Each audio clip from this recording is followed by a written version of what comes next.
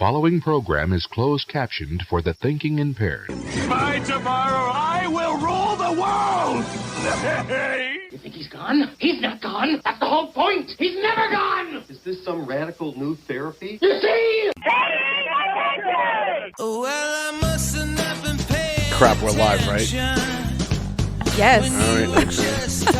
I told you I was going live. All right, fine. You're always doing so many things at I know, the same I'm time. multitasking. This is one of the reasons why I can't get distracted, because if I'm multitasking, I'm doing 5 things at once, Yeah. and then someone pulls my attention away. Yeah. It's not that I have one thing to go back to and figure out where I was. I've got 5 things to go back to and And then figure you out have where to I think was. about it. Like, what was I doing? Right.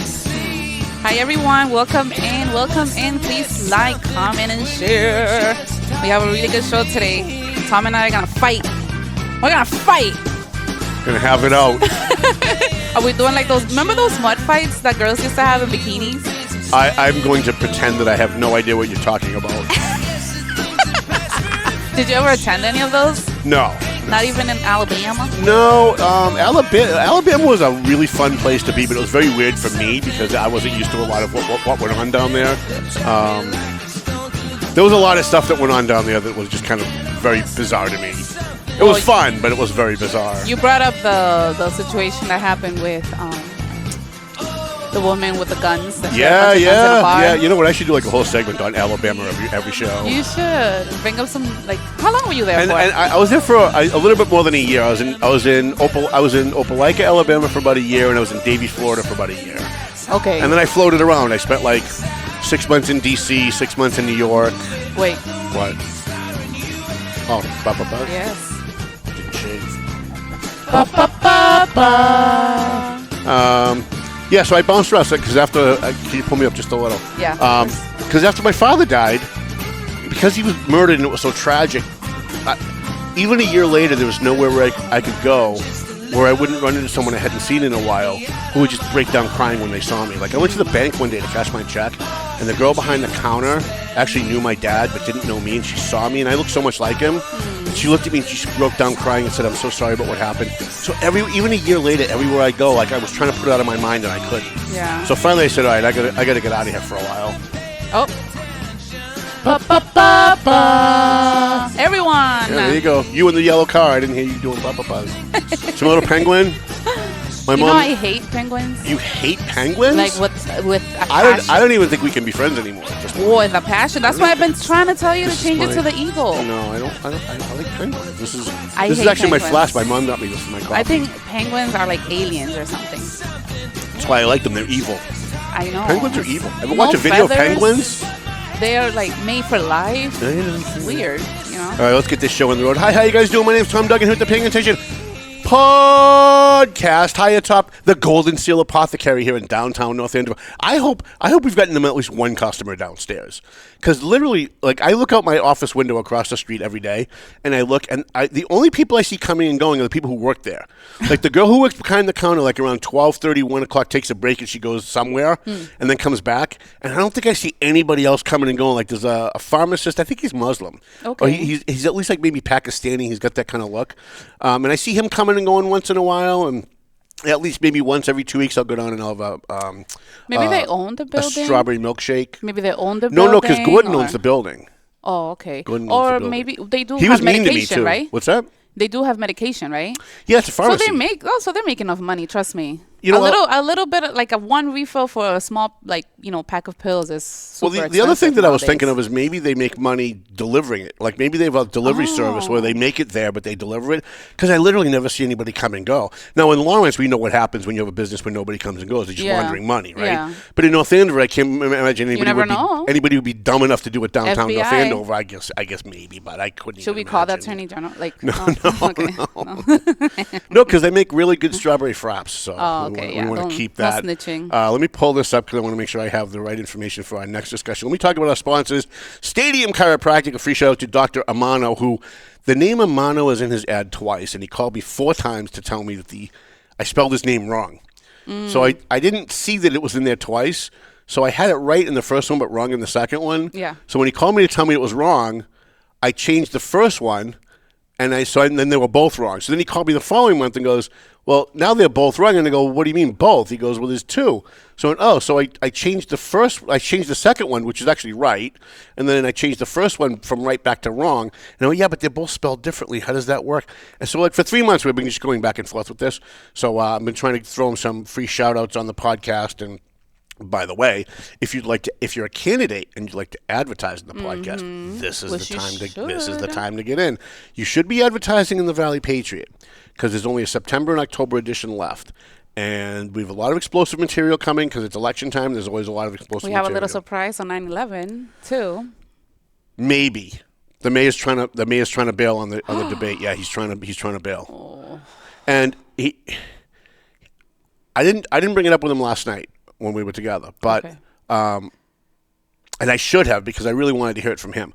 But I'm being told by his people that he doesn't want to do it because they think that they're so far ahead of Manny Gonzalez that having a debate only helps Manny Gonzalez. Now, when you're the front runner, that's usually a good strategy. However, this is a very contentious race, and the other guy has a good campaign manager too that you mentioned. She's brilliant, and the only chance he has right now is because of her, and I really mean that. He's a good guy, but she's really good at what she does, and I purposely scheduled the mayor's debate for before the primary because this is why Methuen should have primaries, and I'm going to talk about that every single week until.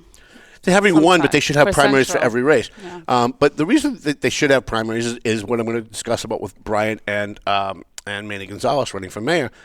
Each candidate gets to see where their strengths and weaknesses are. Like, for example, Brian came in second in the primary against Kendris Vasquez 4 years ago. And so he looked at where he was weakest, and he knocked doors in those neighborhoods, and he called people in those neighborhoods, and he went out of his way to be at those neighborhood group association meetings, and he shored up his weak areas. At the same time, he got to see where he's very, very strong, and he has campaign people out pushing literature in those neighborhoods, so to remind people when election day is. By the way, the most important thing a candidate can do, the most important thing is reminding people when election day is. Yeah. I can't tell you how many people say to me 3 weeks after an election, hey, don't we have an election coming up? Oh, God. And the people, by the way, they're not dumb people. These are people that pay attention to a lot of stuff. But the election's not their life, and it gets by them, right? Sometimes it just gets by you. So anyways, I digress. So, yeah, September 11th, we have planned a mayoral debate. Did you finish the ads already? No. But we have it planned. I'm trying to talk him into it, and here's how I did it, because I know he doesn't watch the show, so I know I'm safe to say this. I said to Octavian and Andrea this morning, I said, listen, I know he doesn't want to do the debate. I know one of the reasons, he won't say it, but one of the reasons is his English isn't as good as Manny, so Manny's going to maybe come across better. Tell him that the debate's going to be in Spanish. I'm going to have intern girl ask the questions. Oh, there you go. So I figured I'd ask the question that I want to ask it to you, then you can translate it into Spanish for the people in Spanish. Yeah. Because most of the people watching that debate are going to be Latino, so why would we do it in English? That makes no sense, right? Yeah, and we can always do that. We can add like the like so by me asking the question in English, you translating it for them, the people at home get what's going on, and then you could kind of before the next question encapsulate what each person said in English. Of course. And so I think we can belay any objections that he might have. And I think because it's me, I think I'm going to be able to get him to do it. But we don't know. All right, anyways. Free shout-out to 4-Star Lighting, Taramar Mexican Grill. I want to go back there. The chicharrones were good, but they were small and they didn't give you a lot. And so... Because it's supposed to be with the guac, right? But I don't like guac, so I want the chicharrones. Do you want to go back to Blue? I know that's where you want to go back. Blue was good. But the chicharrones were okay. No, but I know why you want to go back. Well, the Blue Lounge. Is that what it's called? Blue Lounge? Yeah, Blue Lounge. We'll give them a free shout out. And who's the guy that runs that place that's running for city council in District A? Ramon de Blue. That's his name, Ramon de Blue? Well, everybody knows him like that. Okay, Ramon all right. de Blue. Okay. Yeah, but now, is that Brian's candidate? Because I think I might have a different candidate in that race. He might be. I'm not quite sure. All but right. yeah, he's running for District A. See, now in the District A race, we'll finish doing the sponsors in a minute. The District A race, there's like 6 people running, but I'm friends with like 3 of them. I know, it's hard. And so what I really wanted to do is I wanted to support Myra Ortiz because I love her so much. And she's been a friend for a very long time, like a really good friend. Like a lot of times in this business. She's tried before to run for. She's never won, but she's been on the school committee and the city council. Oh, okay. But she's never won. Okay. She ran. I think both times she was like the next person in line, and then the person who beat her stepped aside for whatever reason. Yeah. And she got appointed. And I really wanted to support her because I know she loves the community. But in the last 6 months, I've seen the level of hatred toward Brian and the level of misinformation about Brian. Yeah. And in a nice way, I tried to say, because as a friend, I don't want to hurt her. And I tried to say it in a nice way on Facebook when she made some comment about Brian that was just completely wrong. And I said, stop being influenced by the haters or you risk becoming one. Mm-hmm. And I think she is 3/4 of the way there.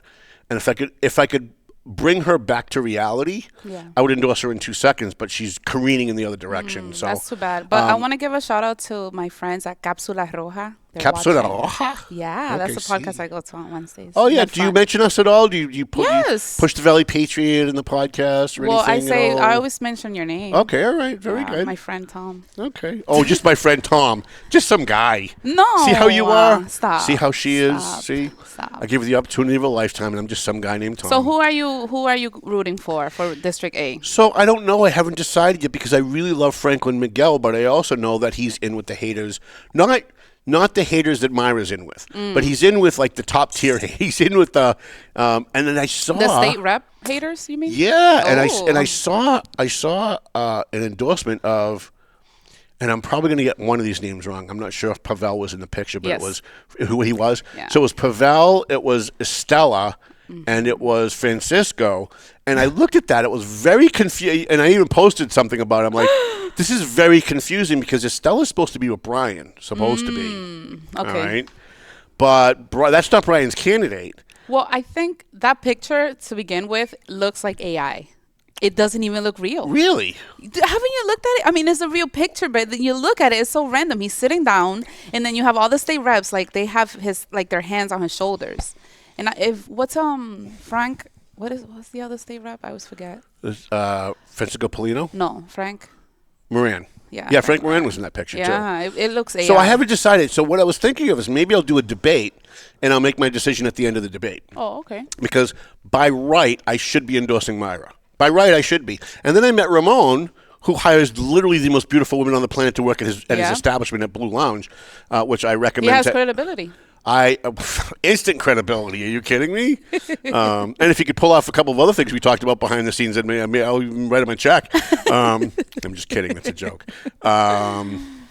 So yeah, maybe we have Lizzie Rivas as well. That's running. Right, and she's cute as hell. She's cute as a button. So, and somebody asked me to support her.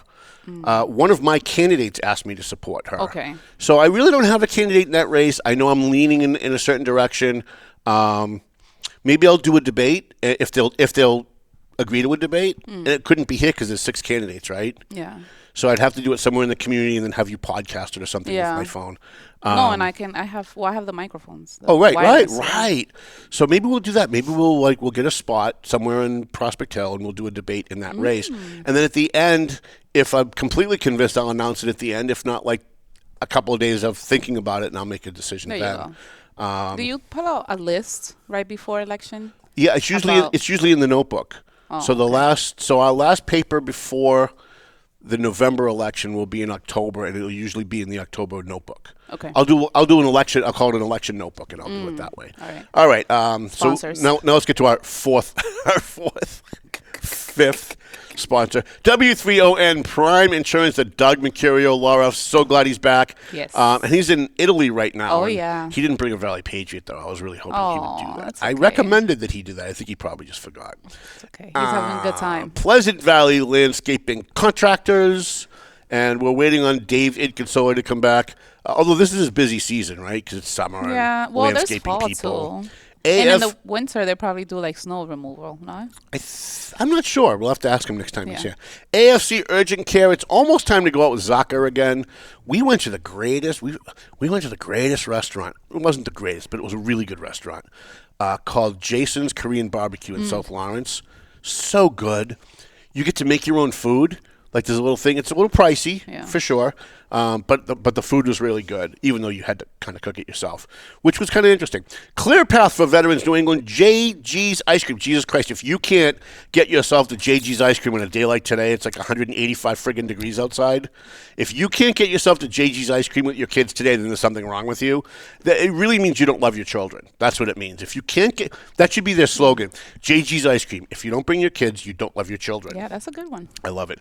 Tomo and Shaken Seafood was there with Kevin Druin, who really is pissing off everyone on the planet on Facebook right now, including friends of mine. And to be honest with you, I kind of like it. I don't agree with anything he says, but I kind of like it. I like it when people stir shit up. I like that he's going the other way than me. My opinion's over here. He's way over here. But I like that he's stirring stuff up, and he's getting elected officials to answer him. And again, I don't agree. Sometimes I do, but for the most part, I don't. We're going to talk about one of those issues today with Vivian Marmol. So if you're from Lawrence, you might want to stick around for that. Who else do we have left? EIS investigation and gun trading. Marsan and Son Construction. We were at Ronnie Marsan's fundraiser last night. He's president of the Methuen City Council. A really good showing of support. 2 former mayors were there. The guy that sued me and Billy Manzi, who I didn't see. What are you laughing at? The guy that sued me. Yeah, I don't like to say his name out loud because it's a piece of crap. And 2 current mayors were there, too. Right, the 2 current mayors. You had the mayor of Methuen and the mayor of Lawrence, which is kind of interesting. That I like that Brian gets out of his comfort zone. I like that he goes. And Gregory Del Rosario was there. Yes, my friend Gregory. A city councilor in Lawrence.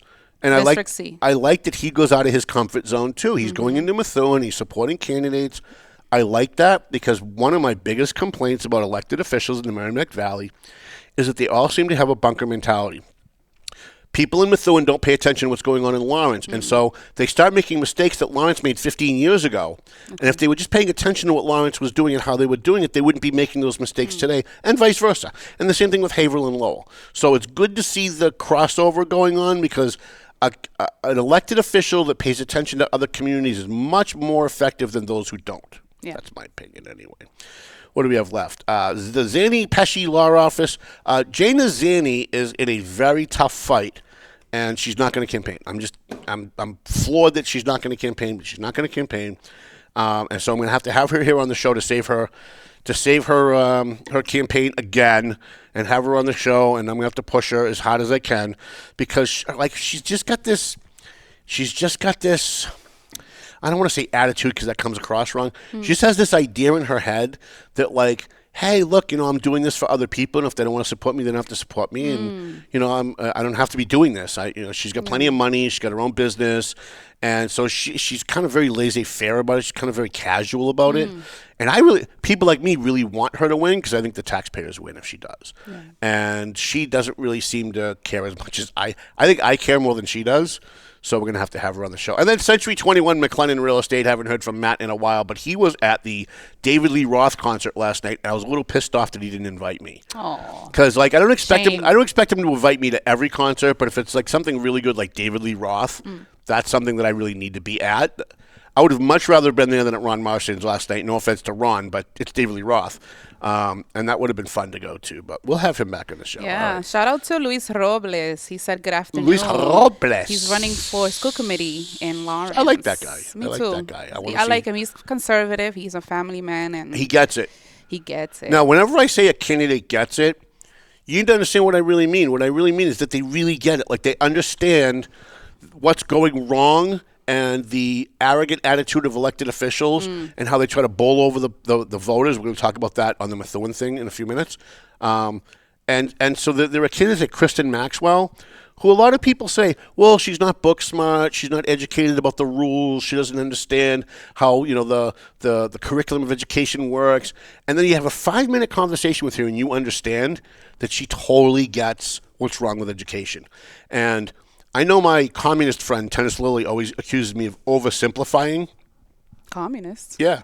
He's straight up communist? Yeah, he denies it, but he is. Everything. Okay. If you say, I like to rob banks, and you call him a bank robber, but he denies that he's a bank robber, he's still a friggin' bank robber. Got it. And he's a straight up communist.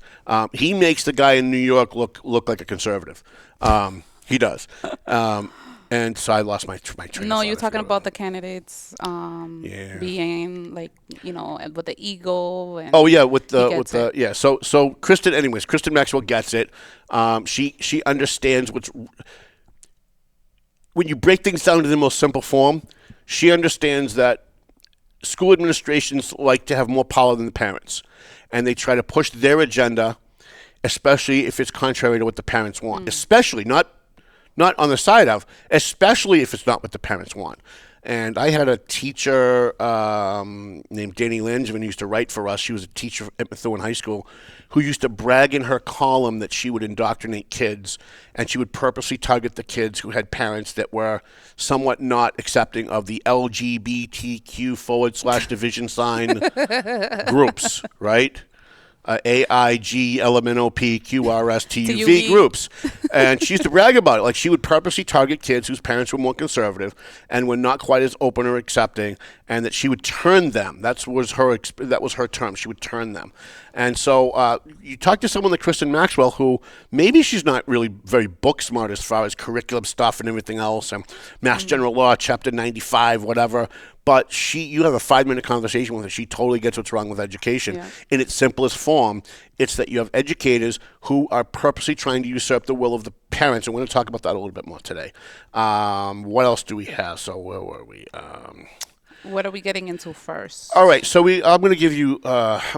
So we have free speech guy, we have the Vivian Marmol controversy, and we have the Methuen schools, which we're going to spend a little bit more time on. Yeah. So you want to do that one last? Yeah, we'll do that one last. Okay. So let's go to Vivian first. Vivian, okay.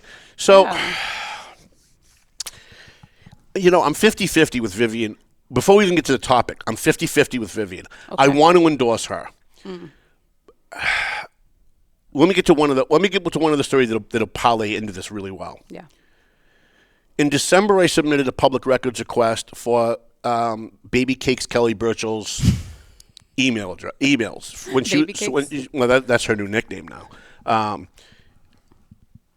She created a new Facebook page where her name is Baby Cakes Kelly, so that's why we call her that. Kells with 5 Z's at the end because people fall asleep when she talks. Boy. So I submitted a public records request. I wanted all her emails because I know that there's certain things in those emails that are blatantly violations of the law when she worked at City Hall in Lawrence. And then after I asked for the email, she resigned, and the city attorney has been obstructing me from getting those ever since. So the first email I got was, gee, Tom, it's going to cost you $15,000 to get Kelly Burchell's emails. This is something that I actually purposely wrote into the law, in the Mass General Law, Chapter 66, subsection 10. I purposely wrote it into the law that there was a cap on how much money they could charge for a public records request. And the reason I did that was because the previous city attorney, Charlie Body, when he didn't want to give me documents, would inflate the cost so much that I wouldn't be able to afford the documents. And not just me, but anybody. If they didn't want to release the documents, they would inflate the cost of getting those documents so much that it would be prohibitive, and people would just walk away and go, forget it, they can't afford that. And in a poor community like Lawrence, that really smacks of censorship. In fact, it is censorship. It doesn't just smack of it, it is. So I filed an appeal with the Secretary of State's office. Secretary of State's office said, very, very bad to the city of Lawrence, but didn't do anything, sadly. But did say that $15,000 was too much. So he said, okay, how about $12,000? And then I did another appeal. It became 10. Another appeal. It became 5. And so my latest appeal now, 9 months later, we're at $2,800 something. So here's my question as we careen into the next topic. In January and December, it was $15,000. That's what it was going to cost. Nothing has changed since December and January. But now it's $2,800. How do you go from $15,000? It's absolutely, Tom, it's absolutely going to cost $15,000. There's no way we can get it lower until you appeal it to the state. The state says you can't do that. And then now magically over 4 or 5, 6 appeals, we're down to $2,800. So I wrote an email to inept City Attorney Tim Hooten, who is a member of the Board of Selectmen in Middleton. I said, listen, why don't we just skip the bullshit and why don't you just charge me the $150 that it's really supposed to cost? Because that's where we're going to end up at the end of this. You know that's where we're going to end up, and you know that that's where we're going to end up. And I said on this show that they were going to do this little by little incrementally because it delays. But not only does it delay, but it gives them time to find emails and delete them and destroy them, and that's evidence. So at some point in the next, I don't know, month or so, I'm going to end up in court. Now, here's why this careens into the whole Vivian Marmol thing. I really want to endorse her, and I had already decided to endorse her. But the more I thought about the fact that I reached out to her about this public records thing, and she ghosted me. She never rolled back or anything? She never answered me back. I sent her messages on Facebook. She never answered me back. And I thought, I bet if my name was Ramon or Gonzalez or Santiago, I bet you she would have got back to me. I bet you if I had a show, I bet you if my name was Altagracia Maggi, she would have got back to me. I bet you if I was Johnny Castillo, she would have got back to me. I bet you if I had a show on Power 800, she would have gotten back to me. But she didn't. She didn't. And I let it go. I think that's disrespectful. It's given that I'm someone that works in the media, that I'm covering these things, not to mention the fact that I'm a former elected official, not to mention the fact that I'm kind of relevant, at least. No, you are relevant. Well, I mean, as far as like public You're records more things relevant and stuff, than she is.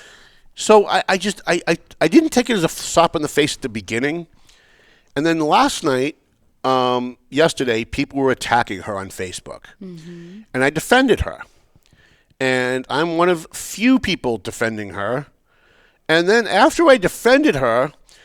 Kevin Druin went on and started attacking her, and she went back and forth with Kevin. And so I noticed that she had no problem coming on my thread of me defending her to go back and forth with Kevin Druin, who disagreed with her, but never even bothered to fucking say thank you. And then I started thinking about the fact that you're irrelevant to her. Well, so here I am, one of the few people defending her. And by the way, me defending her is a huge help to her. Because normally I'm the guy on the other side of these kind of things poking at people. And so here's the controversy, so those of you who don't know. So there was a big fire 2 nights ago in Lawrence. August 12th in District D. In her district. And there were a number of families displaced. As a side note, why is no city councilor and nobody in the mayor's office talking about the overcapacity limit of the people that were displaced when the landlord shouldn't have had that many people there? We find this, by the way, in almost every fire in Lawrence. Yeah. You have a fire in Lawrence where there's maybe a house with 6 units in it, and there's 34 people that are displaced. Well, then obviously the landlord needs to be fined, and there needs to be some kind of a inspectional services inspection on properties that have overcapacity people. Because Lawrence is overcapacity. All the illegal immigrants, they are living in basements. They're renting out rooms to couples with families. Like, it's insane. It's over the limit. And so, the night of the fire, everybody was calling me going, how come you're not at the fire? Because when I started this business in 2004, when I started the Valley Patriot, there was no Facebook. So if I went to a fire, I was the only guy there, and I was the only guy with the pictures. We put them in the paper. I think there was MySpace at the time, but nobody used it. And so people get used to me being at these fires. But in the last 4 or 5 years, everybody's going to fires with their phones. Channel 7's got drones up there. There's no need for me to drive into Lawrence, fight the traffic, get inside the little get that smell, especially with my lungs, and so there's no need for me to do it. So I'm on Facebook, and I'm going to certain people's Facebook pages that I know will be there. And the other thing is every elected official has to be there because there's cameras, right? Oh, yeah. And that's another pet peeve of mine, is that there's going to be cameras. Unlike Pavel Payano goes, and while everyone else is chasing the cameras around, he's actually like helping people. Like, he's bringing them coffee. He's bringing cases of water bottles to the firefighters, while the other elected officials are just kind of following around the cameras, hoping to get their name in the paper or on Channel 7. Anyways, I digress. So the following morning, and by the way, Vivian Marmol was there. Yeah, she did a show and I up. did endorse Vivian in the last election, and I really want to endorse her in this election. And I'm hesitating now. I'm not saying I'm going in the other direction, but I'm hesitating. Okay. First of all, for being ungrateful, and then second of all, I started thinking about the public records thing. Where, what did she do to help me with public records? Nothing. Like, these are the public's records in a poor community like Lawrence, where most people don't make a lot of money, And if you're going to tell the poor people of Lawrence that they have to come up with $15,000 to get copies of their own records, where is their representatives on the city council, including Stephanie Infante? Where are the representatives on the city council to publicly speak out and say, hey, wait a minute, we should be doing something about this? Where was Vivian Marmol to say, we need an ordinance to make all public records free for people who want access to their own records that you're already paying for the salaries of the people who were generating that we're already paying for? And they're not thinking about their constituents. They're thinking about what the mayor's right, doing. They're trying to micromanage the mayor. Ego, right. And their own right. ego. They think they're celebrities. They think they know everything. Right. They think no. They need to understand you work for the people. So, for the people. Having said all that, Vivian apparently had a trip scheduled for the following day. Yeah, let's 6 pull a.m.? Let's pull up that picture. Some asshole. Wow, let me tell you, I really hope I never have enemies like this lady. So somebody, first of all, the picture on the left, come on, you're a city council. What are you doing? Right? I mean, if you want a guy like me to take you seriously, you need to not be doing that, right? Because, anyways. But that's the thing. Didn't you, like, I don't know. Anyways, I'm not going to say anything. No, go ahead. You say you vouch for her because she's pretty. That she looks good. Well, That's what you say. Actually, the real reason why I started supporting her is because I have a very good understanding with the president of Labor's Union Local 175, Mike Gagliardi, the man that I lovingly call the midget, who asked me, we had an understanding one day. I was looking for something. He was looking for something. We had lunch. And he said to me, can you do me a favor, just as a personal favor? Can you just make sure that if Giovanni or Vivian have any problems, that you help them and you take care of them? Because they're my people, and I really like them, and and I don't have time to watch all the meetings and know what they need. So if they need something, if you're watching a meeting and they need something, could you please just jump in and help them? Yeah. So I said Back yes. to this. So I said yes. So that's the number one reason why I supported her last time around. I didn't really have a candidate in that race. Mike Gagliardi asked me to, and he's a good guy, so I did. Yeah. It has not yielded me any results at all, right? It has not yielded me any results. She doesn't. You're irrelevant. The few times that I've had conversations with her, I made suggestions on things that she should or could do. Did not take any of them. I reached out to her on the public records. Did not get back to me. On her own, she did not make any phone calls for my public records. She didn't put anything on the agenda to make them free, even after I publicly suggested it multiple times. However, let's just talk about this now. Because now in my head, I just want you to know where I was in my head when I started posting yesterday. Some asshole posted this on Facebook because she is now in the Dominican Republic. I think she's in the Dominican Republic. I don't know where wherever she's she went. on vacation. She went on vacation the day after the fire. At 6 a.m. And people are... Somebody took that picture on the right of her at Logan Airport leaving the country, or I assume leaving the country, the morning after the fire while you can pull that down, city officials were meeting. We have one more. So this is what, so people started attacking her, right? So this is, it doesn't say who. She wrote it. Oh, she wrote this. Yeah. Last night, the city experienced a devastating 5-alarm fire, blah, blah, blah, displaced 40 victims. How do you get 40 victims? Why isn't the council asking that question? Several families without power. My heart goes out. Oh, their hearts always go out to everybody. Love and power. Everybody's heart goes out to everybody. I want to express deepest gratitude, Lawrence Fire, and everybody on the planet, the DPW, the mailman, the mailman's babysitter's third cousin. As we move forward, I urge my community to get together and assist those who've been displaced while she was on her way out of the country. Yeah. Okay. So she took a lot of crap for it, and people started attacking her. And it really bothered me that people were attacking her because, number one, she's a part-time. This is where I have I'm bipolar on this whole issue, right? The fact is she is a part-time city councilor who's in charge of budgets. There's nothing she can do if she stays here. If she stayed home, what is she supposed to do? She's supposed to go test all the fire hydrants for water pressure? Like, what is it that she would do if she didn't go on vacation yesterday? I don't know. Maybe give some moral support to her constituents who lost their homes. But wait a minute. What's her job? Her job is only convenient to her when it's convenient to her, right? Because on other issues that she brings up about the mayor, that's not her job. So if you don't want people picking on you about the things that you're doing, don't do the same on the other. So are you saying side. that she picks on the mayor? Yeah. When the mayor goes out of town? Yes. Oh, that's a problem. Yeah. That's a problem. Yeah. So you're defending So if her. she's You're defending her I'm based defending on her what her responsibilities are. Right, But I she's am. going way out of her responsibilities, micromanaging the mayor. No? You're killing me, Smalls. Smalls. Yeah. Why? Biggie Smalls. Oh, okay. Why? I sound like a thug? It's an expression. Okay.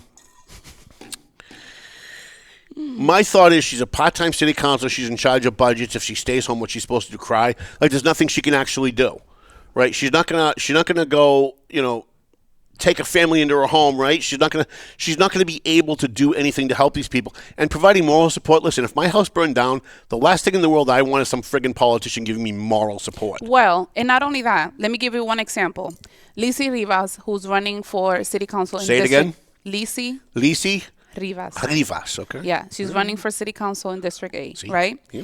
She is doing a collection of materials and non-perishables for these families from her home on District 8. But is she, that's an example. But is she doing it because she's running for office? But this is election year. Everything is fair, Tom. Everything is fair.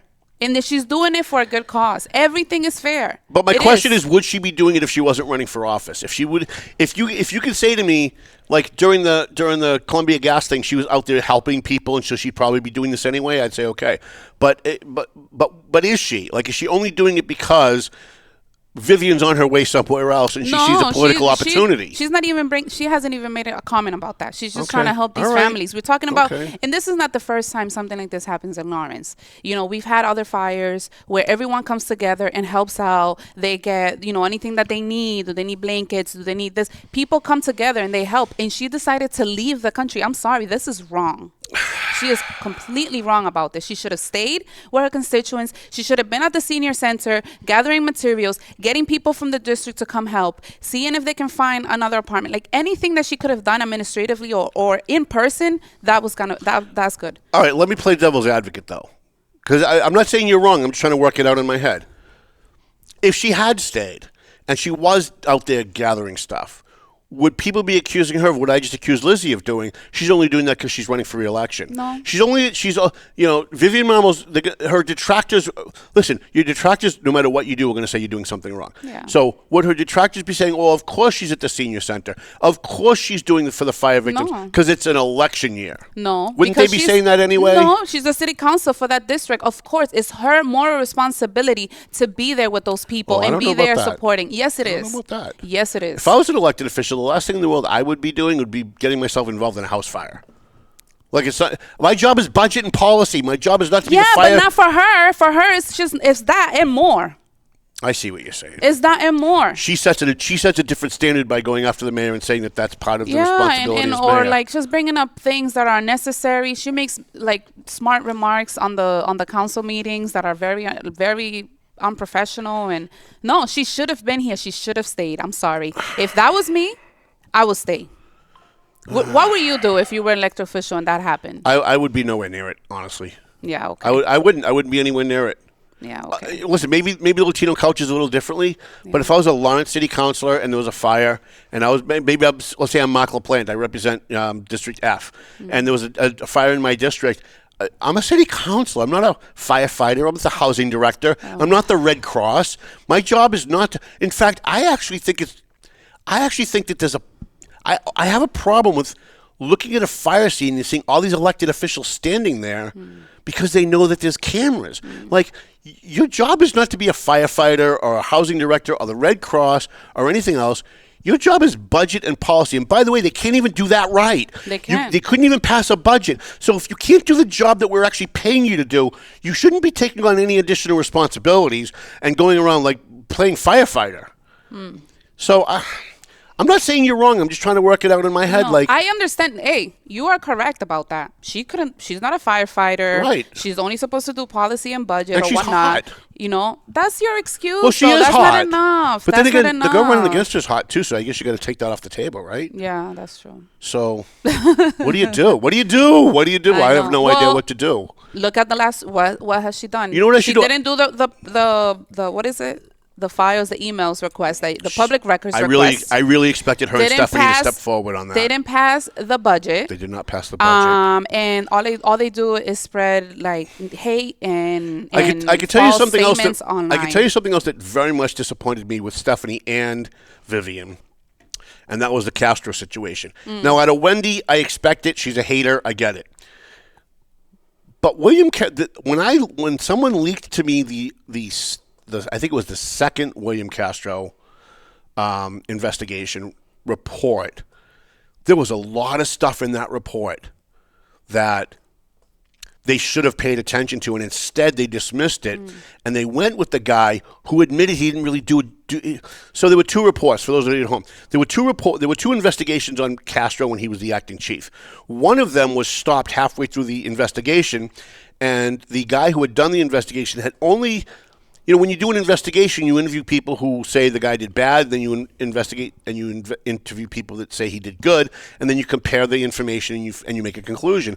But this guy had only interviewed and investigated the negative side, had never gotten Castro's side, and then was stopped in the middle of his investigation because there was illegalities going on with Lawrence police officers texting and emailing and calling the investigator and giving him the wording for a result for the result of the investigation before it was even over.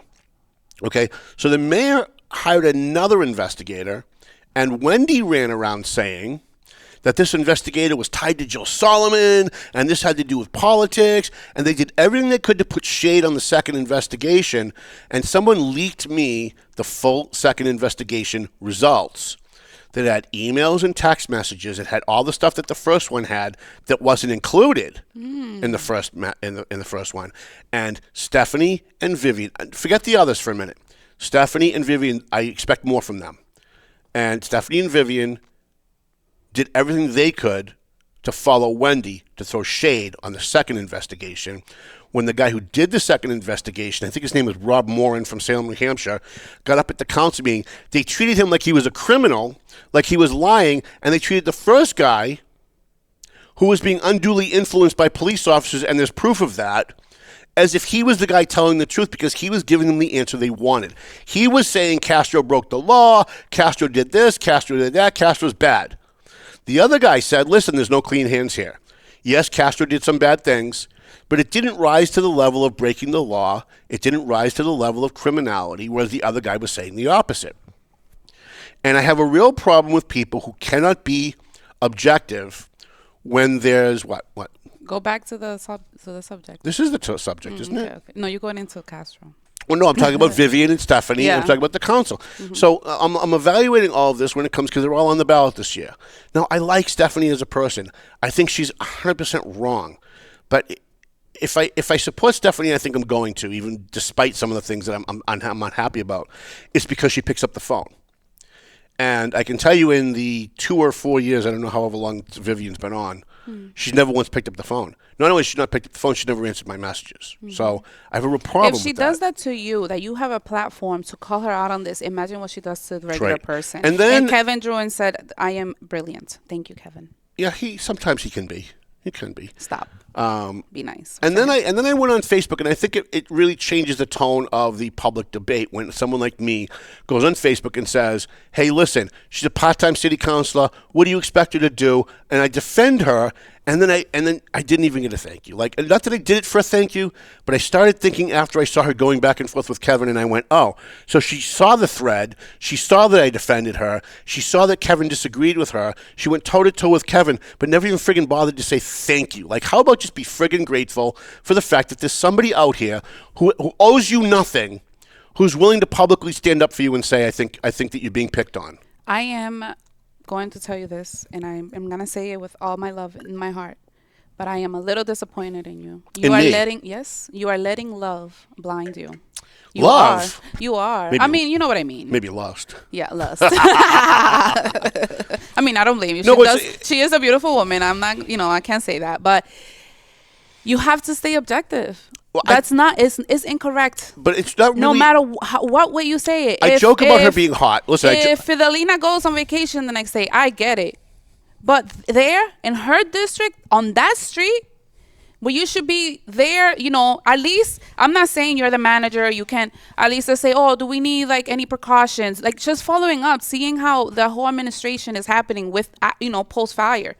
Or following up with what, you know, how did the fire happen? Or do we need to close down any businesses there? There's a gas station. There's just a lot of things that she could have stayed and could have, you know, been the voice for. When, you know what, one thing I give Stephanie, when I believe, what was it that happened? Last fall, there was like winds and like trees were falling or something like that. She was all over the place. She was there. She was on the streets. She was going live, giving people updates and things about, you know, what was going on. Vivian could have done that. I think Stephanie's much more proactive, and the fact that she picks up the phone. And listen, I'm not saying that I need these people to like massage me and, you know, call me every day and keep me in the loop. They should be keeping me in the loop, right? I get a lot of complaints from people like there's a selectman in North Andover who gives me shit every time I see her. And she says, hey, Tom, we're right across the street from your office and you never come to our meetings and you never report on the good things that we do. And I say, I'm covering 31 cities and towns. When was the last time you picked up the phone and said, hey, Tom, there's a meeting tomorrow night where we're going to vote on something really important you might be interested in. Yeah. A text message takes 3 seconds, right? People think that you're like eyes on everything. Yeah, no, like, they gotta tell you. It's just like the Oscars. You know that the Oscars don't go out there and look at all the movies. No, people have to bring in everything they've done to be able to get, you know, an award or whatever. Right. And so, like, I guess what I'm saying is that I expect, you know, there are counselors on that. There are counselors in Lawrence. Greg De Rosario is my favorite because he reaches out the most. Yeah. I wish Mark LaPlante would reach out more. Mm-hmm. We've known each other for 40 years or 35 years, and I wish that he would reach out more. I reached out to him way more than he's ever reached out to me. But he Mark LaPlante does a great job. But he does do a great job, and I like him. I don't always agree with him. In fact, I usually disagree with him. But I know that he doesn't do anything from a perspective of political expediency. He just does what he thinks is right. What is that word? Political expediency. Oh, okay.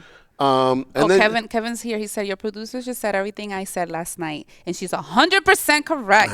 You don't abandon your district when dozens of citizens have been displaced. But what can she do?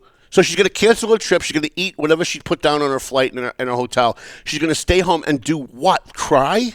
Like, what is she supposed to do? What did Stephanie do? Stephanie was out in the streets checking in on her constituents. You're right. You guys need anything? Is everything okay? You guys, we're gonna handle this by this time. She was out there, and that's something I appreciate about her. Yep. She is proactive. And Vivian went and took a flight. And here's the picture because I want to make sure people remember this for the rest of their lives. Oh, Jesus. You know what? I don't even see the one on the right because I'm too busy looking at the one on the left. I got to marry a Dominican girl. I really do. You do. I really need to marry a Dominican girl. I have a friend, but she doesn't speak English. Yeah, you have a friend. This is what an intern does to me. I have a friend, and I ask how old she is. She's like 50. Yeah. Well, how does that help? Well, how old are you? It doesn't matter how old I am. I'm not marrying somebody 50. What? Come on. No. She looks great. She got 35 is too old for me. Listen. She got fake boobs. Oh, I deduct 20 points for that. Okay. Oh, you deduct. So when I was younger, I used to add points because I used to at least give women. Extra points for the effort, right? Because if you're small and you're making the effort, you got to give them points. Yeah. But then after I've experienced a few of them, I'm like, yeah, I'm out. That's it. I hear the same about the BBLs. That's the Brazilian butt lifts. Women are like, they put like fat from their stomach into their bottom, and a lot of guys don't like it. So without going off, without losing our entire audience, John Savastano said, "Okay, kids, next, no fighting." All right. When we were at Blue Lounge, our waitress, that had to be fake. You never know. It was 5 times the size of the rest of her body. Well, she could have had a lipo around her waist and made her butt look big. Made it look. No, that was. There's a lot of Dominican women who have nice, big, big booties. I asked Gregory De Rosario. I said those have to be fake. That has to be a fake rear end, right? He didn't say that. And he said, no. I said those. I said that has to be a fake rear end. And he said, no, I think that's real. And I'm like, how is it possible that that's real? Like, it's got its own zip code. I'm not saying I don't like it. I actually do like it, but she might be real. There's a lot of women like that. Crazy. All right, so that's my thing with Vivian. I maybe you're right, and I'm gonna have to give it some thought. Thank you. It's not that I expect every elected official to call me all the time and have to massage me. I don't want them to think that I'm some kind of diva, that you have to pay attention to me. But I own a newspaper. I do a podcast. I have 17,000 followers on Facebook. Another 12,000 on the Valley Patriot Facebook page. Not to mention Twitter, LinkedIn, all the others. And you would think that if they cared about their constituents, they'd be reaching out to me at least once in a while to let me know what's going on. To say, hey, look, Tom, there's something coming up you might want to pay attention to. And Vivian never has. And it's not only about posting a flyer and putting it out there. You also have to, send it to media outlets. That's important so they can, share what's going on. I think what I'm saying is that I don't feel like she respects me as a media outlet. She doesn't. And when You're irrelevant and to on her. Saturday mornings when I go on Spanish language radio and I see that she's doing interviews on Spanish language radio, but in the time she's been in the council has never once reached out to me, never sent me never a phone call, never a text message, never an email, never a Facebook message.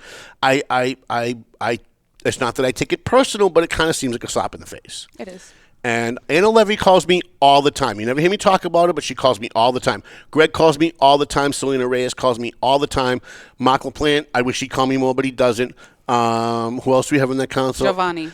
Giovanni and I talk on a regular basis. Yeah. And I got to tell you, I pissed off every single member of the DePina administration the day that I announced I'm endorsing Giovanni. But I'm endorsing Giovanni. Yeah. And partly because of Mike Gagliardi, but the other part is he picks up the fucking phone. Yeah. Like he calls me and says, I saw what you posted on Facebook and I don't agree with it. Let me tell you why. And he will dialogue with me and it makes me, it shows me that he understands the impact that we have with the public perception of the city council.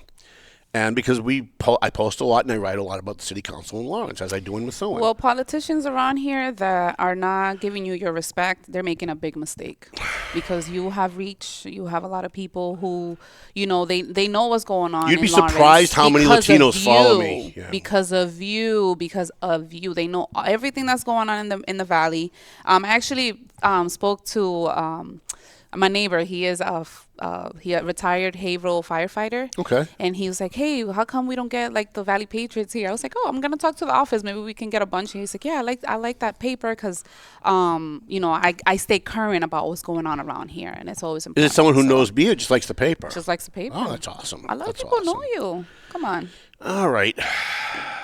So what do I do? Do I support Vivian? Do I like half of me Stay objective. Half of me wants to give her a chance to make things right. Although you've only got a month and a half, right? Are you doing this paper, communications, the media outlet? Is it for the politicians or the people? No, it's for the public. It's for the voters.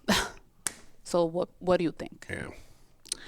It's gonna really, it's really gonna hurt to You have see to. how animated I am? I know it's really gonna hurt me to have to say don't vote for Vivian, but maybe I'll just do a She's debate. gonna win again, though. But Do you think so? yeah, I think so. Well, I haven't really, meant anything. I just want to come here and say hi. Hi, Kevin. All right. Okay. By the way, I'm talking to Nick about getting a camera so that people can see you. Oh. I get at least 3 or 4 emails a week from people who just tune in for the first time and said, who's that person talking? Why can't we see her? Because on all the other podcasts, you can always see the other person talking. Well, this is called like a voice on. Yeah, so this is still to me a radio show. Like I'm still just doing a radio show. Got it. And the fact that we're doing video is just kind of like a side thing. But more people watch on Facebook than actually Go in. And well, that's not true. I think we have more people listen because people download it and they listen when they're running or driving or whatever. But we have a lot. We have between 3,000 and 5,000 people on Facebook. And then what's funny is if you go to YouTube, it looks like I have no viewers at all. There's like 35. Yeah. Right. 15. Giovanni was high. It was like 150. A lot of people were really on that one. Yeah. So that's good. But on All Facebook, right. we had like 8,000. All right. So what's our next topic? Let's go. Free speech. Oh yeah, let's do this. So Are you guys ready? ready? We're gonna get to Methuen in a minute. How much time do we have? Maybe we'll wait. Maybe we'll do Methuen next time. What time did we start the show? 2, right? We already been in out like 53 minutes. Okay, then we'll do this, and we'll do Methuen next week. Okay. You want me to play it? Or maybe I could do both. So here's the thing. I like to watch a lot of. I guess I'm like the last guy in the door. I like to watch a lot of videos of cops behaving badly and free speech stuff. When people are out there with their cameras and cops start harassing them and trying to take away their First Amendment right. I'm a big First Amendment guy. I'm a First Amendment absolutist. Yes, And you so are. I watch a lot of videos. If you remember, we did a show 2 years ago about the woman in Surprise, Arizona, that beautiful redhead who got up. She had 3 kids. She got up at public participation at a school committee meeting. I'm sorry, a city council meeting in Surprise, Arizona, and she talked about the city attorney by name and mentioned how much money he was making. They gavelled her out of order, told her she had no right to mention this guy's name because they had a policy that said you couldn't mention someone's name. By the way, Methuen also has that policy. Methuen City Council has a policy that you're not allowed to mention people by name. It's totally unconstitutional. Well, this woman got up at the city council meeting, did what Dave Idconsoli did about 6 months ago. I was going to say, I'm like, didn't he do that? And she mentioned this guy's name and his salary. And, of course, city councils pass these policies that you can't mention someone's name, so you can't call them out for their wrongdoing. That's the only purpose that they do that for. And the Supreme Court has ruled on multiple occasions that no public body can restrict the content of what someone says. So if I wanted to get up at a Lawrence City Council meeting and call them all a bunch of assholes, they can't gavel me out of order, and they can't have me arrested for disturbing the peace, and they can't throw me out of the meeting. If everyone else got 2 minutes, I get 2 minutes, and they cannot restrict the content of my speech. Now, the woman in Arizona was arrested live on TV in front of her 2 small children. Her name was on the front page of the paper. She had a criminal record. She sued, and she won, I think, somewhere in the neighborhood of $3 million. Now, at the time, I said she was going to win at least $1 million. She, I think, tripled what it was. She must have had some good lawyers. The original award, I think, was somewhere in the neighborhood of $700,000 or something like that.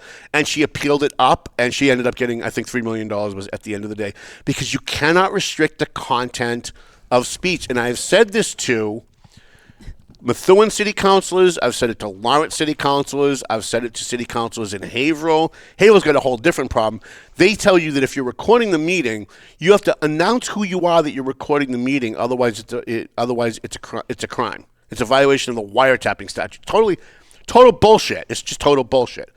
But these local school boards, city councils like to pass rules that protect them, that are not there to help the public. It's there to protect them. So this week I happened to be scrolling through, I think, Instagram or Facebook, and I saw something that actually brings up 2 different topics that we're going to talk very briefly on. And so this grandpa got up at a city council, a school committee meeting, I think. It'll say at the beginning. And I want to play it for you. It's very short. I want to play it for you, and then we'll talk about it afterwards. And by the way, if you got kids in the room, you might want to ask them that. This is what unfiltered grandpa looks like. Good evening, cowards. A bunch of fat, ugly women. Oh, excuse you. They're fat, ugly women is what they are. We're not having that. You don't have to. Bye. That ain't free speech. It's called free speech. Bye. That's not free speech. That's insulting. Bye. That's good. Shut up. And we wonder why children are retarded stupid today. We wonder why.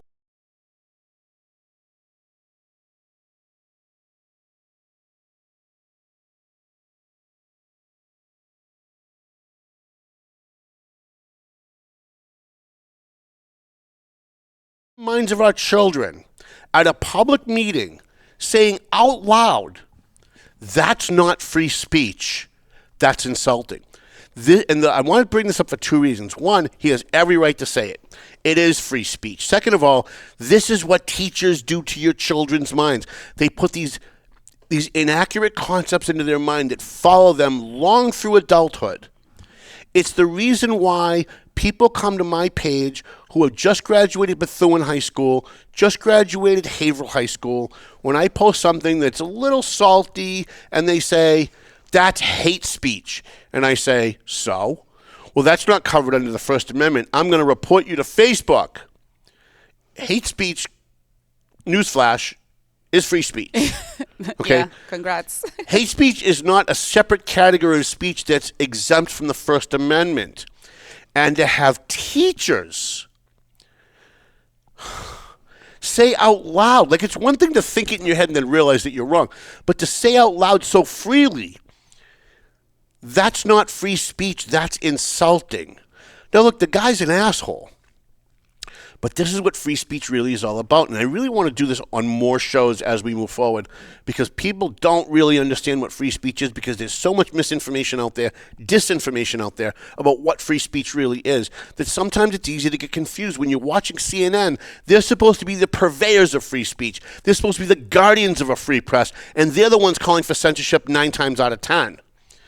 They're the ones, when you watch their panel discussions, when they say, well, that's hate speech, that's not free speech. Guess, newsflash, it's the same thing. There's no difference between hate speech and free speech. I'm a Jew. I'm very sensitive to anti-Semitism. But you have every right to say I hate Jews if you want. I have every right to call it anti-Semitic and call you out on it if I want.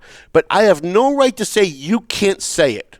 Because if you can't fight for that asshole's right to get up and call these women a bunch of fat, ugly women. Which they were. Regardless.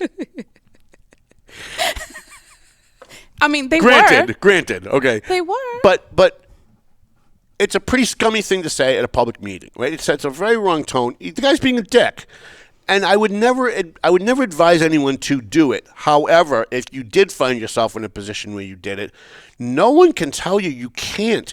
No one can gavel you out of order. You can't be arrested, or you can be arrested, but you can be arrested illegally, and you're going to win a huge lawsuit when they're done. And I've seen it happen over and over and over again. And you know the job of most elected bodies, especially when they act as a body individually, most elected officials are pretty nice people. When you get them together in a group, that's when the problems start.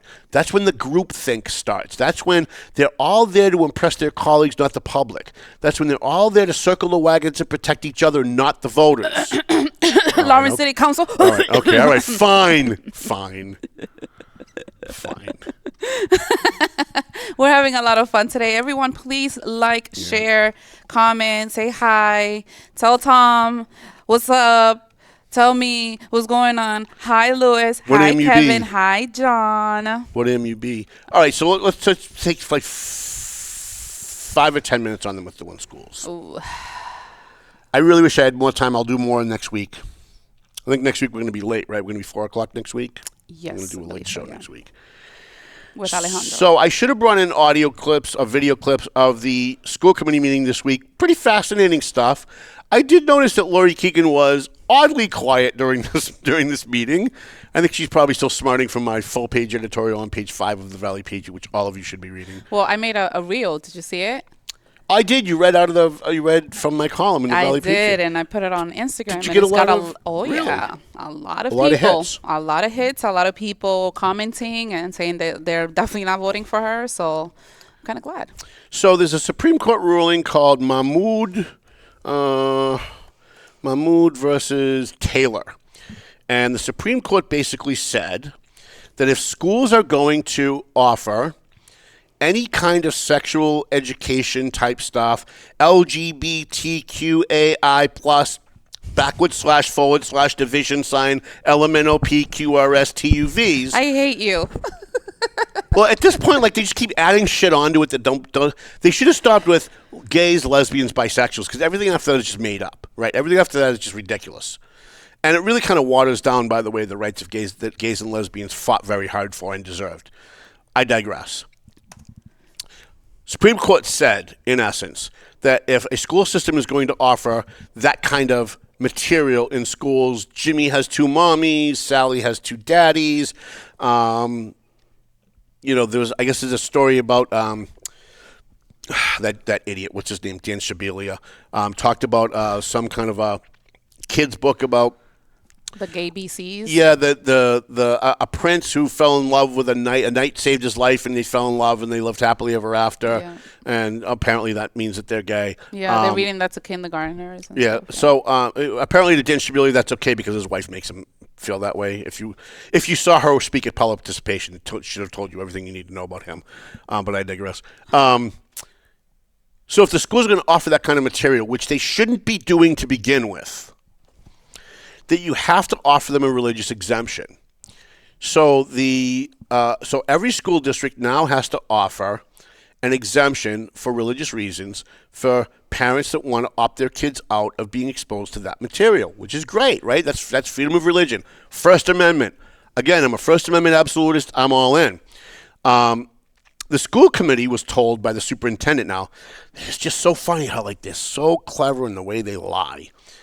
So the school superintendent said, so Kristen Maxwell, who's one of my candidates she's running for re-election, said, why do we have to make a policy to opt parents out if we're not offering LGBTQAI plus / division sign LMNOP QRS So if we're not offering this kind of instruction as part of our curriculum, why would we need to offer anybody an exemption? Why would we give parents a chance to opt out of something we're not even doing? And without realizing it, she stumbled onto something. Because they are giving kids in Methuen access to that information. They're just not writing it into the curriculum. And what the Supreme Court said, and by the way, Dan Shabili is the one who tipped me off to this, because he thinks he's so clever that he actually sent up some smoke signals that I actually read. He said, I wish I could remember exactly what he said, but he said, the Supreme Court doesn't even understand what curriculum is, and then he giggled a little bit. And it made me think back to the parents that have been complaining to me for 5 years about the sexual materials that their 5th and 4th grade kids are being exposed to. But it's not part of the curriculum. So they're just doing it. It's just not part of. They just didn't write it down in the curriculum, but they're still doing it. So if they're still doing it, like as a culture push. In some cases, it's an elective that kids can opt into, but I'm not sure the parents can opt into. Right? Maybe it's just the kids that are opting into. It's voluntary. But in other cases, it's just stuff that they're talking about, but it's not part of the actual curriculum. Right? So they're not writing it down that it's part of the curriculum, but they're still teaching it to kids. They're still exposing kids to this kind of material. So Kristen's thought was, well, I'm going to vote no. I'm going to vote no on opting out because if it's not part of the curriculum, then there's no need to give an opt-out option. And so then I started thinking about it, and I actually had a conversation with several school board members on this, and it harkened me back to 1997 when I was on the school board in Lawrence, when we went from parents had to opt into this material to now parents have to opt out of this material. And why is that important? It sounds like a distinction without a difference, but it's not. Because if you're telling parents that they can opt in, then your default is kids are not going to get this material. But if you're telling them that they have to opt out, then the default is that they are going to get this material, which means if a kid loses the permission slip, the parent doesn't get the email, the kid's going to get exposed to it whether you like it or not. And so I talked to several members of the school board and said, listen, I read the Mahmoud decision, I read it backward and forward, and if you change the policy that anything that has to do with any kind of sexual material or sexual identity or gender identity, and you have to word it as succinctly as you can because they'll play word games with it. If you have a policy that the parent has to specifically opt their child in and say, I want my kid to have this material, and if you do it that way, then any teacher that exposes a kid to that kind of material without the opt-in is breaking the law. They can lose their job. They can be suspended. They can be disciplined. Whether they will be or not, that will depend on the school committee and the superintendent, whatever school you're talking about. But there should be an opt-in option, not an opt-out option. And it does fall in line with the Supreme Court because if you're offering an opt-in, that means your default is opt-out, and that's covered under the Mahmoud decision that says you have to allow parents to opt out. Well, if you tell all parents you're opting out, unless those that specifically want to opt their kids in. Now, the parents that are perverted, that want their kids to read about, transgender ideology in 3rd grade and they want to indoctrinate their kids, listen, I'm for parents' rights. If you want to screw up your kid's head, seriously. Especially during that time where boys have cooties and girls have right. cooties. If you want to screw up and pervert your kid, that's on you. Just like if you want to be an anti-LGBTQ LMNOP / division sign whatever, if you want to be hostile toward gays and lesbians and whatever, that's also your right as a parent. If you want to be a white supremacist, and you want to teach that to your kids, that's your right as a parent. In this country, parents still have rights until their kids get to fucking school. And then suddenly the school administration and the teachers think that they know better what's best for your kid. And that they can't. In fact, Danny Langevin even said it when she's a teacher at the high school in Methuen, even said it in one of her columns, that they love your kids more than you do.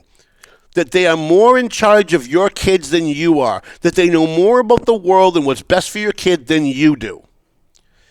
And people like Kristen Maxwell get that. Going back to my original discussion about getting it, right? People like Alejandro Baez gets it. Luis Robles. People like Luis Robles gets it, okay? And that's why those are people that I'm supporting. Not because they're going to vote the way I want them to, but because they understand the problem. And there are too many people who have been conditioned or brainwashed, whether it's by media or academia or the culture, to be much more accepting of things that are much more dangerous than they think that they are. Listen, I had 2 people from the schools call me after that meeting. People who work in the schools, who are educators, who said, but Tom, you just hate gays to begin with.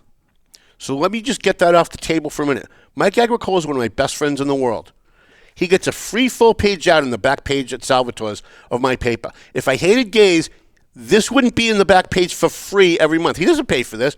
I do this because he's my friend, okay? I do this because he's my friend, and during Columbia Gas, not only did he lose tens of thousands, hundreds of thousands of dollars, but the food that they had left over that was going bad, they went to the senior center and to all over the city of Lawrence and gave free food to people. And then he paid his workers through COVID, even though he didn't have the money. He took loans to pay his workers through COVID. And then when he applied for PPP loans, they tried to give him like 10 cents on a dollar.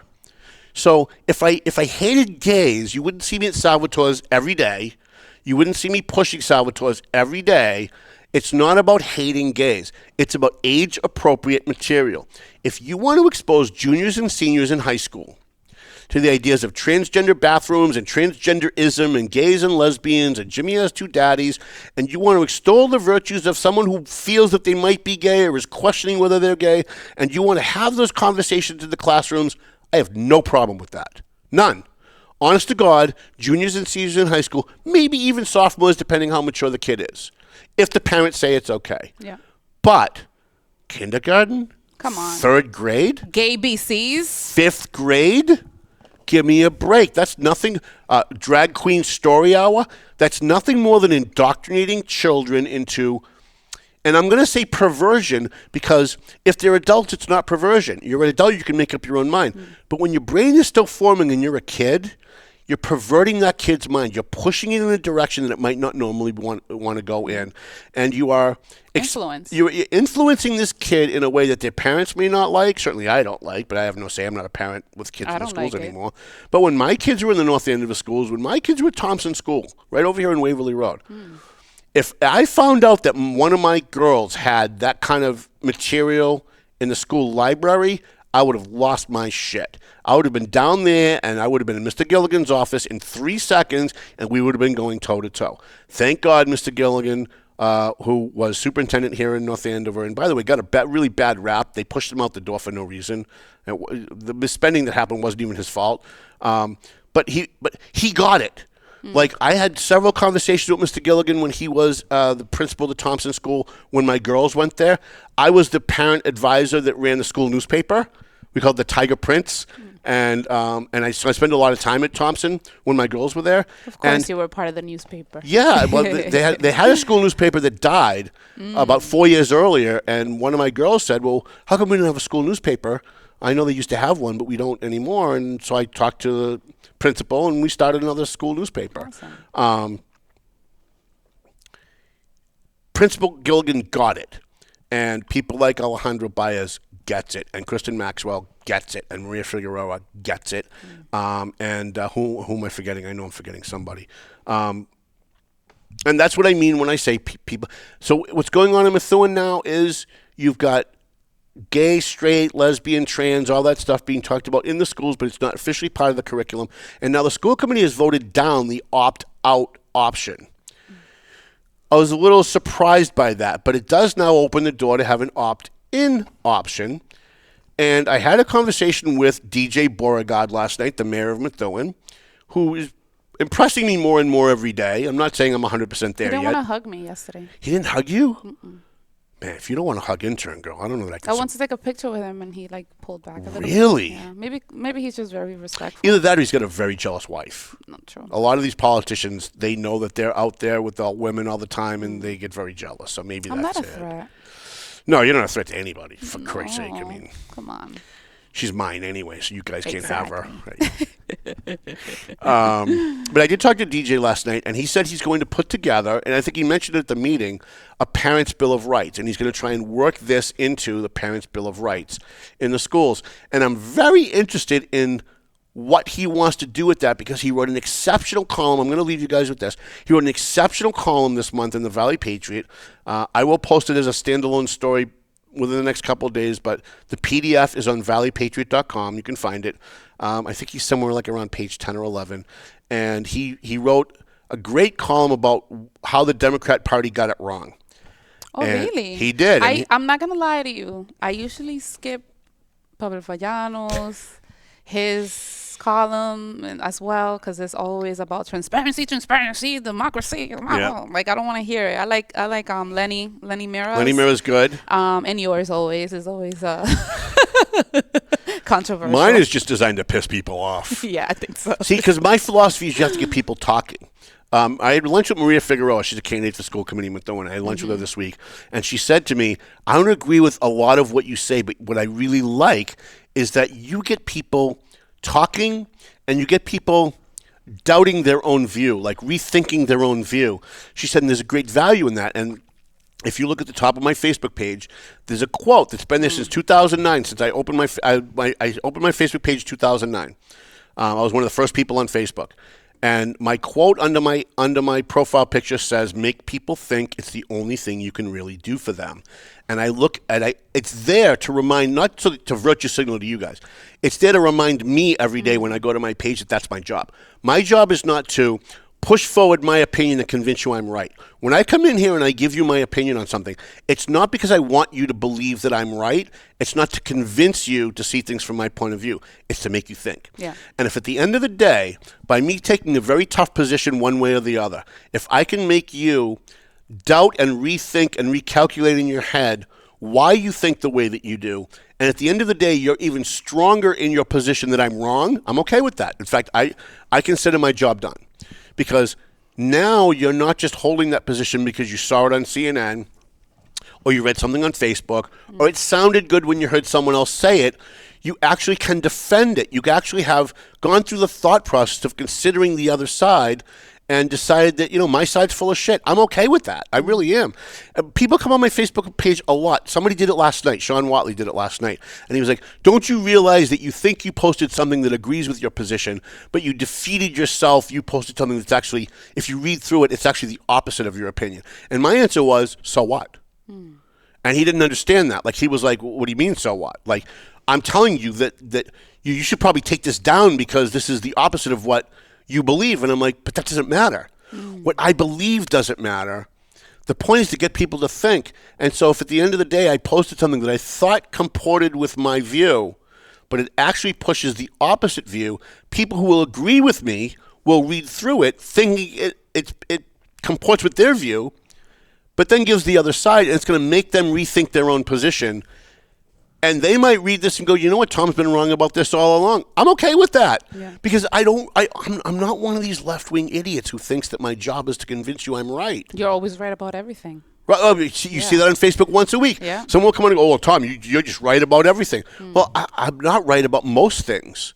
And it's not about being right. It's about stirring a debate. It's about getting people to talk. It's about stirring controversy. So when I go after Laurie Keegan for her ridiculous positions on boys going into girls' bathrooms, it's not because I'm trying to convince you she's a bad person. It's because I want you guys to think about the issue. I want to stir up the emotion and the thought process in your head of why you think what you think. And again, I don't care what the conclusion is. I don't care where you end up. I just want you to go through the process of thinking about it. Because most people take a position today without ever thinking about it. They talk about things like global warming, and they've never once thought to themselves, maybe that's full of shit, because actually it kind of is full of shit, right? But nobody's ever even thought about that. Yes, dear. Oh, so sweet. I just want to say hi to Ken Willett. Ken Willett. Yeah, he said hi. He does great work on the school committee. I really hope he gets reelected. I know he was thinking of not running, and I was very upset when he was talking about not running. He needs to run for reelection. We need him on the school committee. He's the voice of reason. And I'm kind of glad that Dan Shabilia is running for city council in the West End because first of all, Mike Samad, whether I like him or not, he's going to top the ticket. Everyone likes Mike Samad. Nobody sees him the way I see him, and that's fine. Again, I don't care what you think, right? He's going to top the ticket. There's 2 open seats. So that second seat is either going to be incumbent Patricia Valley, who I'm supporting 100%. I even wrote her a check last night, which I never do because I'm poor, and Dan Shabilia.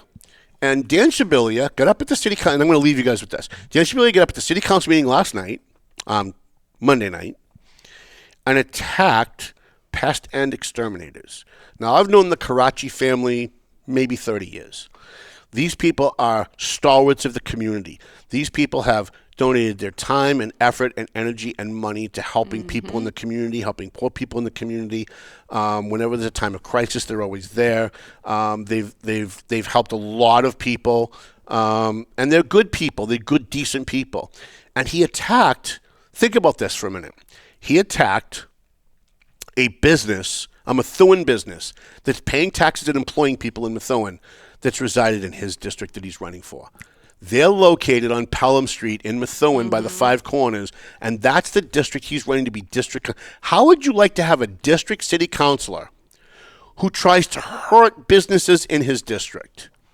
If ever there was a canary in a coal mine, if ever there was a red flag on someone that should never hold power, it's a guy that attacks a business in the district that he's trying to represent.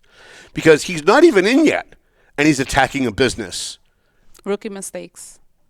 But he's not a rookie. He's been on the school committee, I think, now 2 terms. Yeah, but he's running for something different. Shame on Dan Shabilia. When people you see that in Lawrence, too. A lot of rookie mistakes. People attacking the wrong people. Yes. And so I had a few people come on my page and say to me, John Drew even asked me one day, why don't you like Dan Shabilia? I like Dan Shabilia fine. I don't dislike Dan as a human being. I've had my issues with him in the past, but I get along with him okay. At Pavel's, he came over and he sat at my table. I couldn't figure out why he came over and sat at my table with me. I think there were times when he can be arrogant, but I'm arrogant too, so No, you're not. under normal circumstances, we would get along just fine. My problem with Dan is the way he leads. He's supposed to be a leader in the community, and he fails every time. And here's the problem with Dan. I'm going to end with this.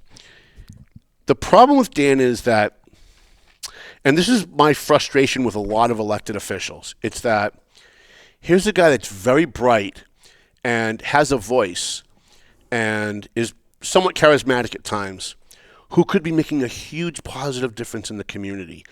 Dan Shabilia is one of those guys that has the potential to really change people's lives in a positive way. And he fucking blows it every time. Like every opportunity he has to do something good, he plays politics, he throws shots at people. Think about this. He sat there and talked about bullying at the last meeting while he was throwing insults at Kristen Maxwell. While he was giggling at her while she was speaking, while he was mocking her, he was bullying her at the table, a woman.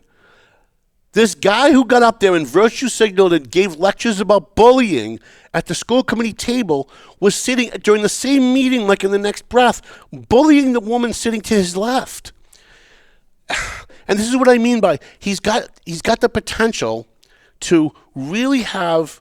I've got friends that really like him. I've got 2 friends that really like him a lot. And every time I see something negative about him, they call me and go, Tom, you got him all wrong. He's really a good guy. And maybe he is when he's not sitting at the table. But as a journalist and an opinion maker, whatever label you want to give me, my job is to evaluate what they do when they're in public, when they're at a public meeting, when they're in a school board setting, a city council setting. Yeah, because you don't go to their house and sit at their dinner table. I don't care if they beat their wives when they're at home, but when they're sitting at the table, if they're doing a good job, that's what I'm going to talk about, right? And my frustration with Dan is that I see wasted potential on a huge level that I really think he could be having such a huge positive effect on the community. And when he first ran, I think, for mayor, I actually considered helping him. The first time he came on my show, I was like really impressed with. It seemed like he got it, but then the minute he got any kind of semblance of power, he started trading it. He started selling it. He started making deals with people. I'll do this for you. You do this for me. And that's exactly the kind of person that should not have power. That's exactly the kind of person that should not be there. So when people say to me, why do you not like Dan Shibili? It's not that I don't like him. If he changed his ways tomorrow as far as doing his job, we could be best friends. I have a question for you. Yes. This is so totally random. I just thought about it. Everyone running in Methuen. Yes. Can you tell me one person that is definitely not going to win? Sharon Burchell. and only because I'm going to make it my life mission to make sure she doesn't win. Everything else, I think, is up for grabs. I can't believe she's running. That's wild. I can't believe with all of the illegalities and things that are in her background with her family that she would bother to step forward into a public arena with a guy like Tom Duggan out here, who you just spent the last 2 years savaging on Facebook.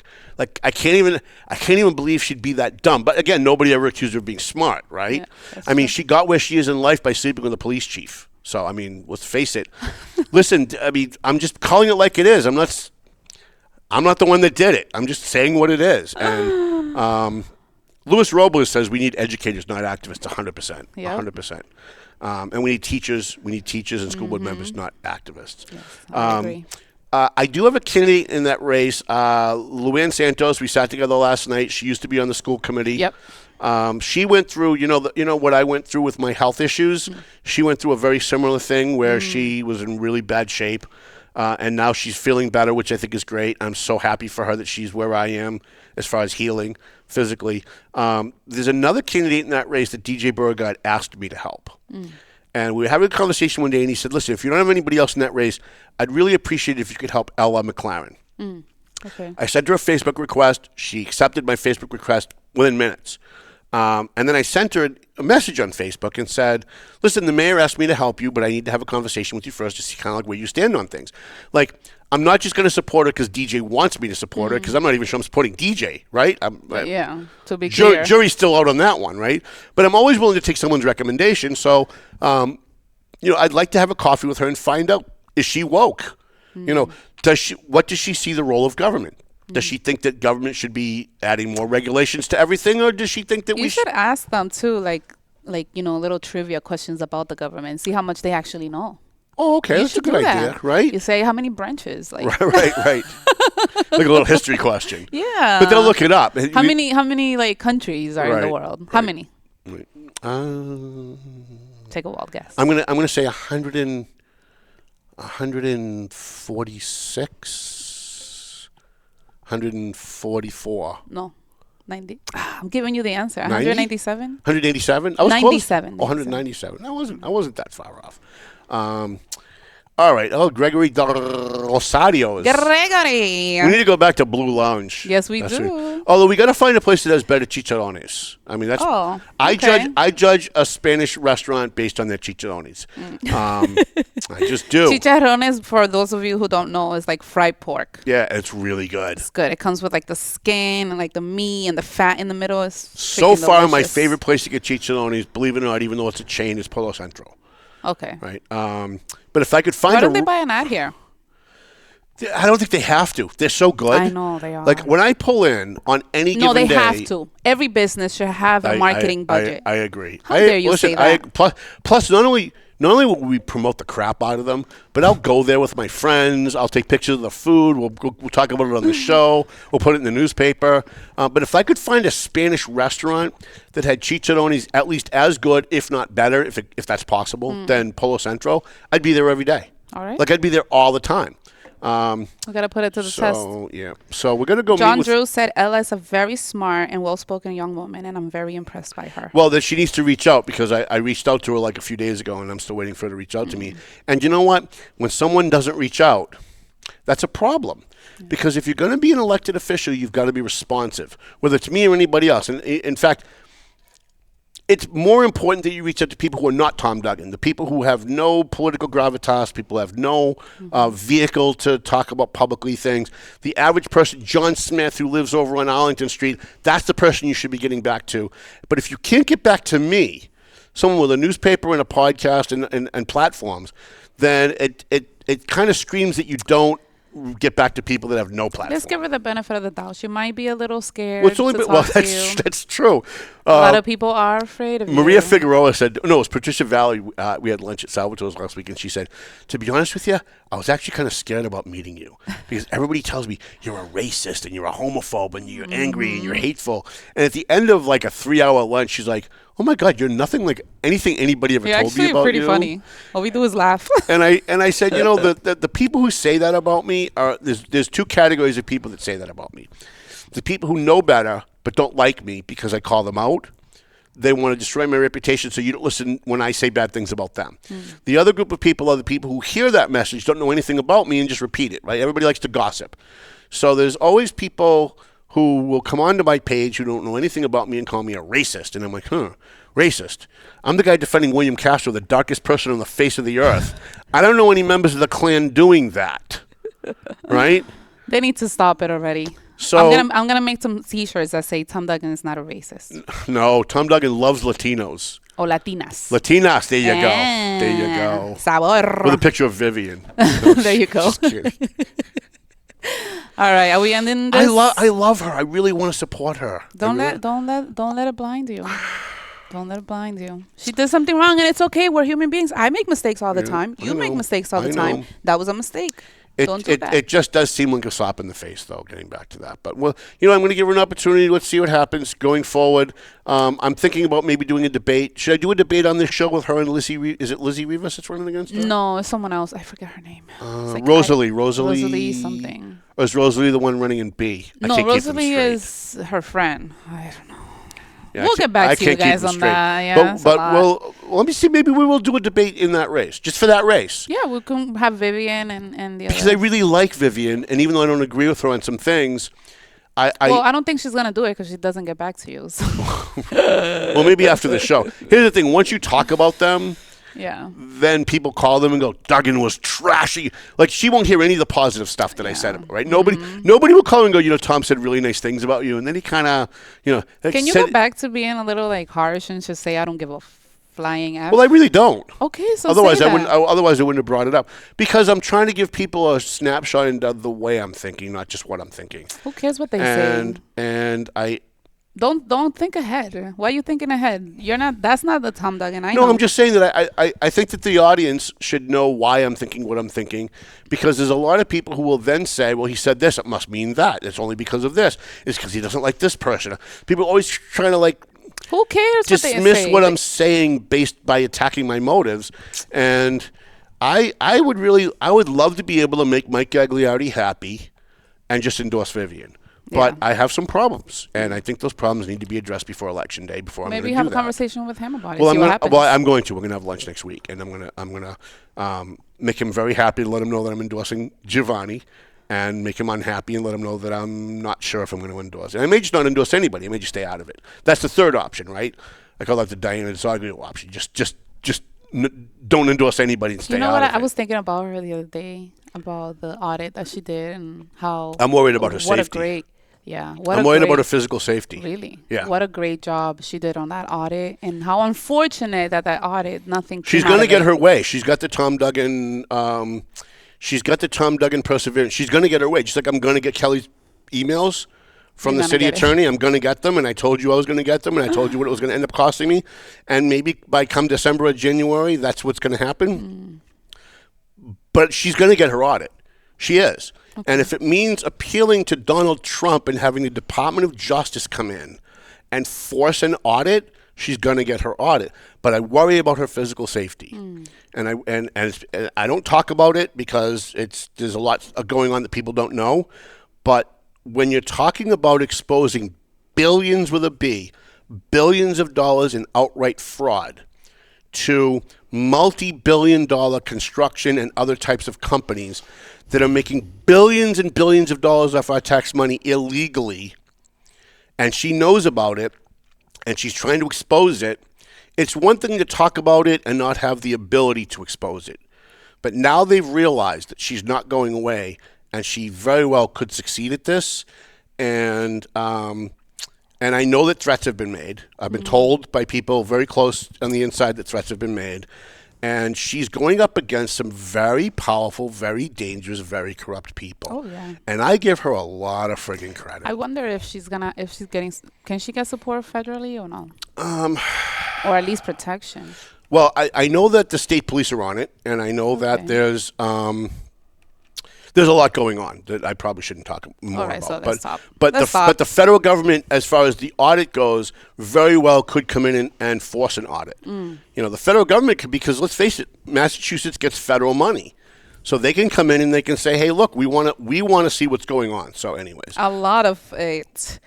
Before we say, thank you to our sponsors, I want to give people to watch this movie that I recommend. It's called Killers of the Flower Moon. Killers of the what? Of the Flower Moon. It's a true story. It's based on a true story. Flower Moon. Yeah. Okay. Leonardo DiCaprio is the main character. Robert De Niro is also there, and it's a really, really interesting movie. I probably about won't see it if it's got De Niro in it.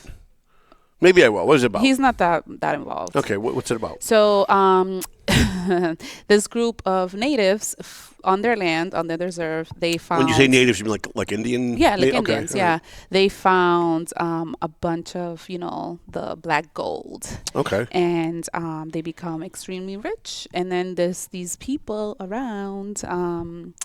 that are doing everything they can to take over their money. And he has De Niro, for example, he has his nephew marry one of them to try to take the money away from her. Ken Roulette says it's a great book. Yeah, so... Oh, it's also a book. Oh, yeah. Okay. Nice. So, yeah, what is a great movie. I highly recommend. It's a little long. And by the way, I like boring, I'm pretty sure I'm going to movies. support John Drew. Yeah? And he Good. popped in. I don't think I said that out loud, so I want people to know All that. right. I really Nice. I like John Drew. John and I will go all the way back to, I think even before the Dan Rivera days. Okay. In fact, I know his family very well. I knew his parents and grandparents. I don't know there was a book. I'm going to look up the book. Yeah, yeah. So give that a like look on the reading. book. The book's usually better than the movie. Yeah. Very I know. rarely Why? is the movie better than Why the book. is that? I think because a book you can put more detail into, and a movie you can only have so much time, And right? then you also run with your imagination and, Right. and kind of, yeah, that's true. All right, where are we on time? I got 44 minutes, but We're an that hour can't be 35. right. Is it really? Okay. Listen, we really have to keep it under an hour from now on. You do? We really have to. Okay. Why? Well, they haven't said anything, but we pay for an hour. And I feel That's like not fair. when I feel like we go over, they haven't said anything about it, which makes me even want to hold back even more because are you they're giving so me- nice that they're not saying anything about it, but I'd really like Are to you keep it giving to me an hour. power to be a producer Yes, now? yes. Okay, good. Because I did tell you earlier. Now it was 53 minutes. No, you're right. And I wanted to get into the Methuen stuff because I knew that there were Methuen people. All right. Next week who we'll were be here for watching. 1 hour, and it will be at 4 p.m. because of some programs that they're having here. Correct? Yes, so Okay. we'll be at 4 o'clock next week. Let's thank our And then the sponsors. following week it's going to be. I think, earlier because they're having some kind of fire drill. Well, depends what time. And then maybe September 11th, maybe, we're going to have a mayoral debate from Lawrence. I'm gonna pray on it. Now, if the mayor says within the next few days, I'm definitely not doing it, I'm going to see if Vivian and the woman running against her will come in for a debate. I'll have Okay. you ask the questions in Spanish because I'm sure the majority of their constituents are Latino yes, and Spanish. yes. And we want to make sure that they can understand what their representatives are saying on their behalf. I don't know. I feel like we shouldn't do them. I feel like the at-large race is. But there's more too many heated. people in the Yeah. at-large race. We wouldn't be able to do it here. That's true. And by the way, I'm still considering John Regal. I'm still Me too. only because of the public records thing. And I'm looking at this public records thing, and it's weighing very heavily. I do too. I think that he is very strong on his opinions. Yeah, And I don't sticks to his like word. the attacks on Brian. I don't like it. I think either. it's unprofessional. and unnecessary. It's unprofessional. It's unnecessary. But I also know that he's new and he's being influenced by people that I think he respects and he shouldn't. And I think when you're new in this business, you gravitate toward people that you think Are there know for you. know more than you, and you kind of model after them. Yeah. And I think he's being led astray by the Jalissa Nunez's of the Group. world. Yeah, there's like a little group. She's of a them. cancer on this community. And by the way, anybody who is in with Jalissa Nunez is not someone I'm going to support. Okay. So, Well, John is. So well, right now. okay. So there's still time, and I want to give him time because he's new and he's going to make mistakes. I make mistakes, and I've been doing this for much longer than most of these people. So let's Sandra Jean, who's running for mayor in Lawrence. So we have Brian De Peña, who is current mayor, and we have Juan Meni Gonzalez, who's running as well. He's a firefighter. And I don't know the name of the woman running against DJ Beauregard, but somebody told me yesterday that she used to own a multi-million-dollar makeup business in New York City. Ooh. So if that's the case, I mean, obviously she has no name recognition, but if that's true and she has money, then she becomes a formidable candidate right away. Yeah. And DJ Beauregard needs to start singing for his supper. Like, he needs to start getting out there Why and isn't doing she buying more. ads on the paper? I don't know. I haven't heard from her. I don't know. What's her name? You don't know her? I don't know. All right, Somebody told me, but I didn't write it down. Let's do some research right now. Yep. All right, we're going to go eat. I'm hungry. Yeah, we're going to go meet the president of my fan club, Yay. Christine Thomas Ryan. All right. And I'll leave you with this because this is so hilarious. So there was a thread on Facebook where it had something to do with some woman whining about, women not being treated the same as men or something. So I went on and I said, yeah, well, you know what? She should make me an effing sandwich. Because I'm just being a wise ass, right? So apparently someone saw that comment and then called me out, and we had a little back and forth, and I basically told her, listen, instead of giving me crap on this thread, why don't you go make me a sandwich? To which she got even more offended, right? So I consider my job done. Well, I didn't know she was a friend of Christine's. So I posted, it was Christine's birthday this week, so I posted a picture of the two of us and said, happy birthday to the president of the Tom Duggan fan club, which she officially is. And this woman screenshotted what I wrote and posted it and tagged Christine and said, nice friend you've got there. So, of course, I'm going to double down. There's just no way I'm letting that go. So I wrote, shows you what you know. She's my friend because she did make me an effing sandwich. I said, did you think she doesn't know this about me? I mean, she actually knows me. You don't. Did you think she actually didn't know this about me? And, of course, Christine didn't comment because she's just a nice person. Yeah, she's staying out of it. But let me thank our sponsors. You can roll up Mel. There you go. A little loud. He's playing on the 28th. And by the way, Really? Are we going? We're going to have a very special show on the 28th. I know I'm probably going to go. And let's thank... I had so much fun at the last He's playing show at we went Toad to. in Cambridge. Okay. So I have to call to find out if they're going to pat people down going in. If they're not patting people down going in, I'll go. Okay. If they pat people down, I don't go anywhere without my Well, don't gun, tell them so. what date you're thinking of going. It's Just the ask 28th. them. I know, but Yeah. don't just ask them the question, because if you say on the 28th, they're gonna actually pat them Right. Come on. All right, let's take our sponsors. Century 21 McLennan Real Estate, the Zany Pesci Law Office, Marston and Son Construction. Oh, by the way, I met Nellie Soto for the first time at Ron's fundraiser last night. She's the other district, East City Councilor District. Oh. I was a little impressed with her. EIS Investigation and Gun Training, Tomo and Shaken Seafood, Clear Path for Veterans New England, AFC Urgent Care, Enterprise Bank, Rockland Trust, Prime Insurance, the Doug Mercurio Law Office, W3ON, Quality Catering, Terramar Mexican Grill, and it sounds like Melvin Taylor says you got to go home, so go home already.